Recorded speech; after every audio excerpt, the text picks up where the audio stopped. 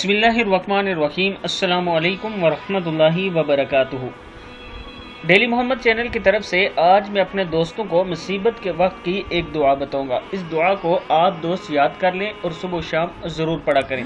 तो शुरू करते हैं आज का लेसन। बिस्मिल्लाहिर्रहमानिर्रहीम। मुसीबत पर सब्र करना और इसका इनाम।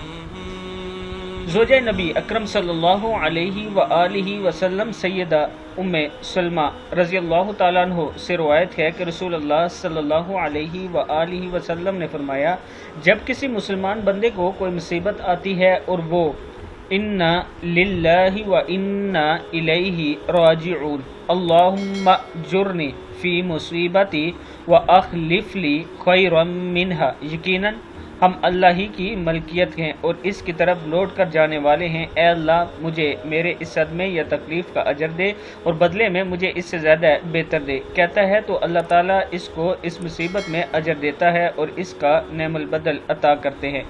जब सैयदना अबू सलमा रज़ियल्लाहु ताला अन्हा का इंतकाल हो गया तो मैंने रसूलुल्लाह सल्लल्लाहु अलैहि व आलिहि वसल्लम के हुक्म के मुताबिक कहा तो अल्लाह ने मेरे लिए सैयदना अबू सलमा से बेहतरीन शोर रसूलुल्लाह सल्लल्लाहु अलैहि व आलिहि वसल्लम अता फरमाए।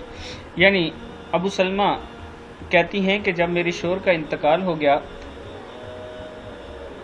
तो मैंने ये दुआ की तो अल्लाह ताला ने उनसे बेहतर मुझे रसूलुल्लाह सल्लल्लाहु अलैहि व आलिहि वसल्लम शोर की सूरत में अता किए हैं।